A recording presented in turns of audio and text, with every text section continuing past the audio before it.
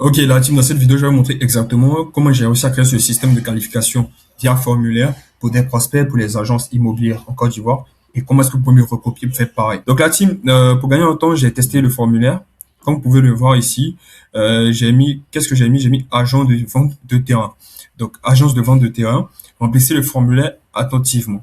Donc élément du formulaire, le nom de la personne, l'email de la personne, le numéro de téléphone. Ne vous inquiétez pas, on va reconstruire tout ensemble.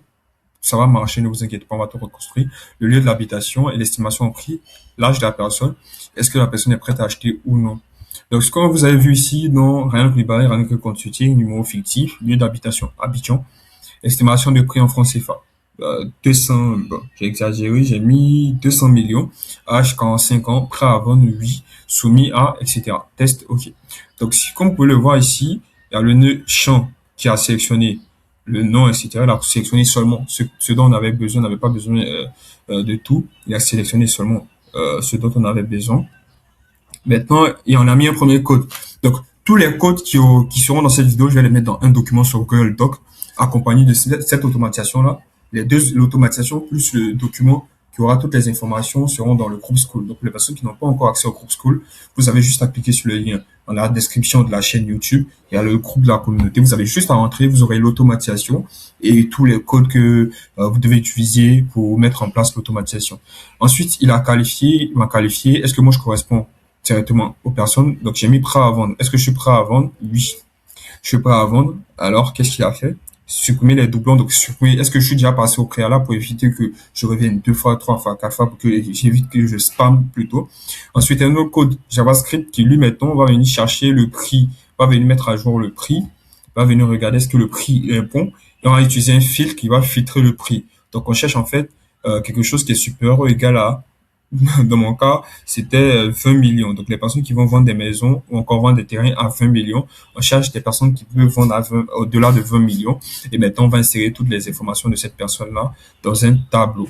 Donc, ici, le problème, c'est qu'il n'a pas le numéro. Donc, on va juste supprimer ça rapidement. Le numéro de téléphone, on va le mettre ici.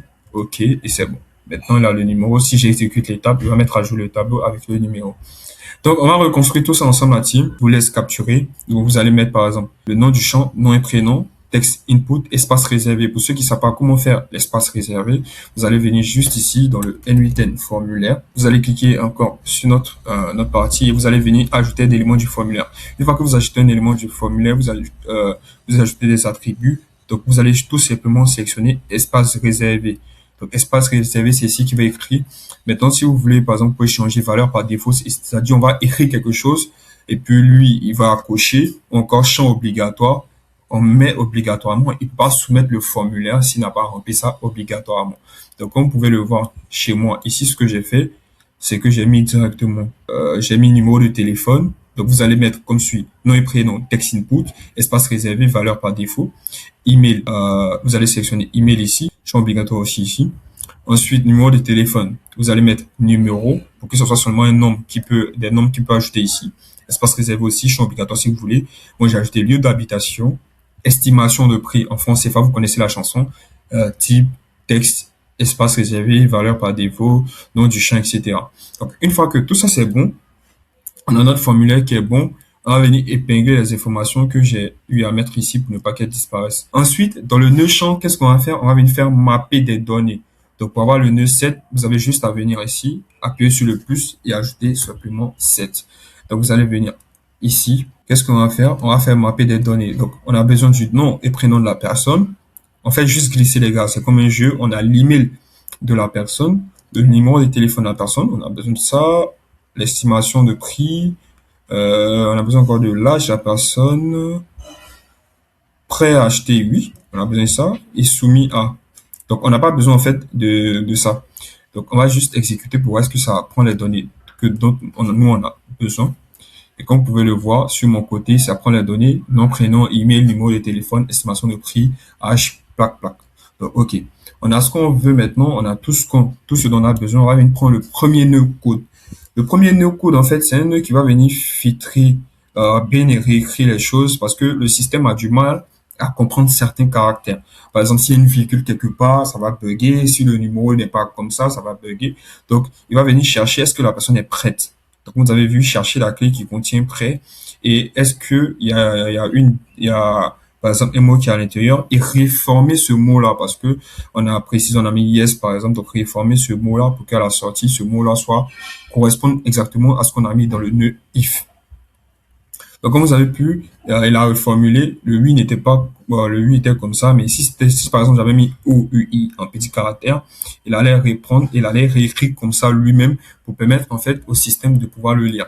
Donc, une fois que c'est bon, on va venir copier le nœud if. Pour ceux qui savent pas, le nœud if, en fait, il sert à quoi? C'est un nœud de condition. Ça veut dire si X se passe, alors faire ça. Faire ça plutôt. Donc, comme vous avez pu le voir, on cherche en fait des personnes qui peuvent vendre au-dessus de 20 millions.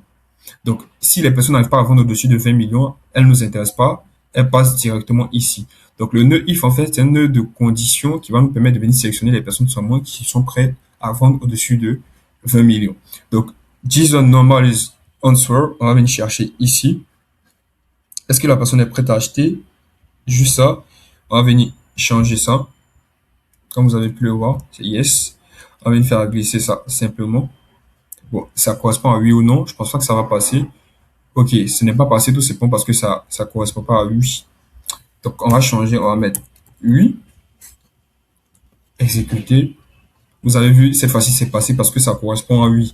Donc, quand vous allez créer votre automatisation, votre modèle, choisissez la meilleure réponse, choisissez une réponse ou encore proposez une réponse au client. Donc, quand vous allez mettre en place le formulaire, mettez une réponse préconfigurée comme oui ou non avec vous-même l'écriture. Comme ça, vous avez juste à copier la manière dont c'est écrit ici. Parce que, par exemple, si je mets petit o, vous allez comprendre, si je mets le petit o là, regardez ce que ça fait, ça met faux parce que ça correspond pas exactement à cette écriture-là. Donc, je suis obligé de mettre le grand O pour que ça corresponde exactement à ce qui est écrit ici. Donc, je pense que vous comprenez maintenant où je voulais en venir. Donc, maintenant que c'est bon, que notre système passe, ça veut dire maintenant que la personne qui est ici, elle correspond à nous, ce qu'on recherche. On va mettre un nœud doublon. Donc, le nœud doublon, en fait, c'est pour éviter que les personnes qui ont déjà écrit une fois encore, qui ont déjà soumis le formulaire, viennent soumettre encore le formulaire avec les mêmes informations pour éviter, en fait, un spam de leur part. Et maintenant, on va connecter notre branche qui est là directement à ça. Maintenant qu'on connecte notre branche à ça, on va juste exécuter. OK. Maintenant que c'est bon, on va voir ce que ça donne. Remove item repeat within current input. Donc, supprimer les éléments répétés dans l'entrée actuelle. Donc, on va utiliser maintenant le deuxième nœud de code. Le deuxième nœud de code, en fait, il va venir réécrire tous les nombres sans espace pour éviter que le système bug. Ça arrive que les personnes rendent des numéros avec l'espace. Normalement, quand les personnes vont écrire, elles vont pas tout coller. Comme ça, moi, j'ai tout collé parce que c'était juste la démo. Mais pour les personnes qui vont rentrer les formulaires, elles peuvent écrire de plusieurs manières. Et ce nœud de code-là, en fait, son but, c'est de venir réécrire comme le système comprend. Là, on est good. Il y a le système qui a reformaté. Donc, il dit que ce nombre-là, il y avait quelque part un petit espace. Donc, il a reconfiguré ça. Maintenant, on a presque fini. On va venir maintenant ajouter le filtre. Donc, le filtre, qu'est-ce qu'il va faire réellement? Si on clique sur le filtre, il va venir chercher un prix qui est supérieur à ça.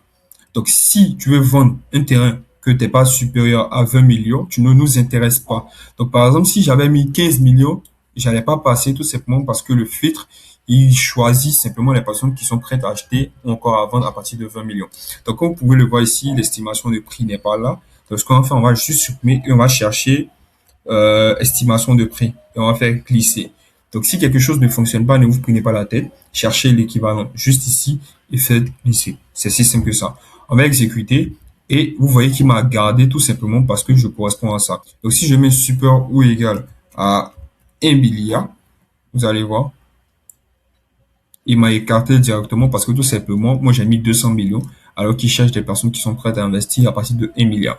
Donc, on va juste changer tout ça et on va remettre nos 20 millions.